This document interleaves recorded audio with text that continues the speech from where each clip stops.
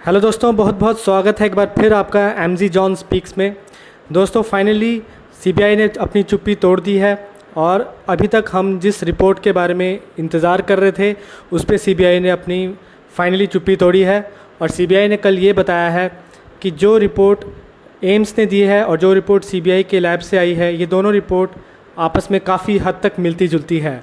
CBI ने ये नहीं कहा है कि ये मर्डर ही है, सुसाइड नहीं, ऐसा कुछ नहीं कहा है उन्होंने कुछ एक वेग कंक्लूजन पे पहुँचे हैं वो कि काफ़ी हद तक मिलती है, तो इसका मतलब है कि ये होमिसाइड भी हो सकता है। उन्होंने ये नहीं कहा कि सुसाइड नहीं हो सकता, या सुसाइड बिल्कुल नहीं है, ऐसा उन्होंने नहीं कहा। उन्होंने ये कहा कि ये होमिसाइड भी हो सकता है। तो मतलब कि इतने दिन बीत गए हैं, अभी तक सीबीआई सिर्फ आप कह सकते हैं 1% ही प्रोग्रेस हुई है कि एक हल्का सा या कह सकते हैं छोटा सा रास्ता खुला है जिसमें ये पता चल पा रहा है कि ये होमिसाइड भी हो सकता है, क्योंकि एम्स की जो रिपोर्ट है और जो सीबीआई की रिपोर्ट है वो काफ़ी हद तक मिलती जुलती है। आखिर सीबीआई को इतना टाइम क्यों लग रहा है? शायद इसका कारण ये भी हो सकता है, जैसे कि हर सोशल मीडिया में, हर सोशल वेबसाइट्स में ये कहा जा रहा है कि सीबीआई शायद कल्प्रिट से मिल चुकी है। इसके कारण भी शायद हो सकता है कि सीबीआई इतनी देरी लगा रही है या उन कल्प्रिट्स को छुपाने की कोशिश कर रही है। लेकिन अगर हम इन्वेस्टिगेशन की बात करें तो ये इन्वेस्टिगेशन होने के बाद एक रिपोर्ट बनती है, जो रिपोर्ट कोर्ट में पेश की जाती है। जब कोर्ट में वो सारी रिपोर्ट, सारी जांच जब पेश की जाती है, उसके बाद कोर्ट देखती है कि आखिर ऐसे स्ट्रॉन्ग एविडेंस है कि नहीं।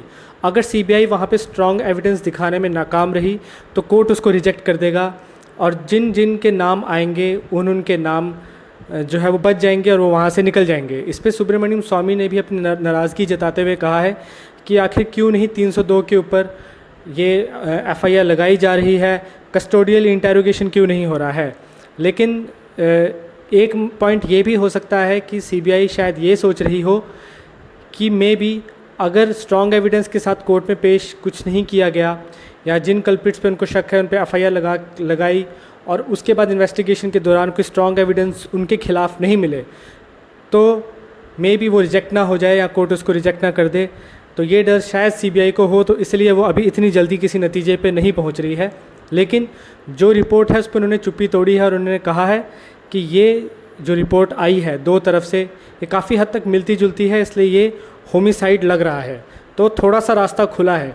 अब हम ये नहीं कहेंगे कि हाँ ये सुसाइड पे ही ख़त्म होगा, अब हम ये भी कह सकते हैं कि अब ये होमिसाइड के एंगल से भी देखा जाएगा। लेकिन ये स्पीड जो है इन्वेस्टिगेशन की अभी भी स्लो है, क्योंकि लोगों का पेशेंस अब टूट रहा है। जो वकील हैं सुशांत की फैमिली के, विकास सिंह, उन्होंने भी प्रेस कॉन्फ्रेंस में कहा कि ये चीज़ जो हो रही है ये बहुत स्लो हो रही है, आखिर इतना टाइम क्यों लगाया जा रहा है, और जो एनसीबी कर रही है इतने बड़े बड़े लोगों को पकड़ रही है तो क्यों पकड़ रही है। ये सारी चीज़ें, ये सारी बातें विकास सिंह ने अपनी प्रेस कॉन्फ्रेंस में रखी कि जो भी इन्वेस्टिगेशन एनसीबी कर रही है वो सिर्फ छोटे से सबूत के तौर पे कर रही है, और एनडीपीएस में ये बड़ा ऑफेंस नहीं है क्योंकि उनके पोजीशन में वो ड्रग्स नहीं मिले हैं, इसलिए एनडीपीएस में ये कोई ख़ास ऑफेंस नहीं बनता है, ये लोग आराम से छूट जाएंगे। तो क्यों आखिर एनसीबी कर रही है और सीबीआई क्या कर रही है, सीबीआई को इतना टाइम क्यों लग रहा है? तो मेरा जहाँ तक ये ओपिनियन है, क्योंकि हमें दो तरफ से दो रास्ते लेके चलने चाहिए इसमें। एक रास्ता ये हो सकता है कि शायद सीबीआई को लग रहा हो कि मे बी स्ट्रॉन्ग एविडेंस नहीं मिलने के कारण हमारा केस कहीं रिजेक्ट ना हो जाए। दूसरा, एक तो रास्ता ये है, दूसरा हो सकता है कि सीबीआई कल्प्रिट्स के साथ मिल गई हो, क्योंकि सुब्रमण्यम स्वामी ने भी नाराज़गी जताई है, क्योंकि अभी तक वो बहुत ही कॉन्फिडेंट है सीबीआई की इन्वेस्टिगेशन के ऊपर, लेकिन उनका भी कहीं विश्वास टूटते हुए दिख रहा है।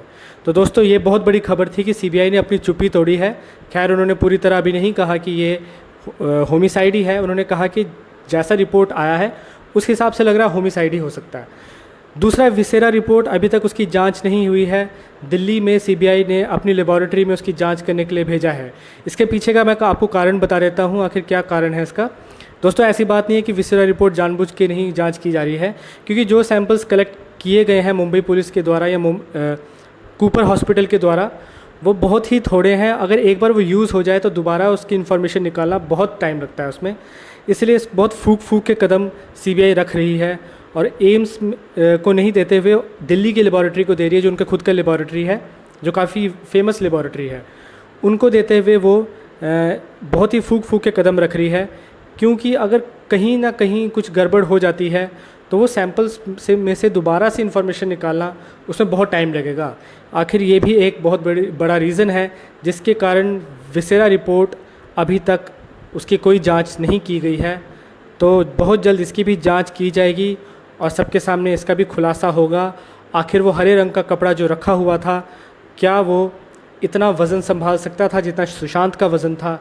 तो ये देखना अभी बाकी है। हमारे साथ बने रहिए। बहुत बहुत धन्यवाद।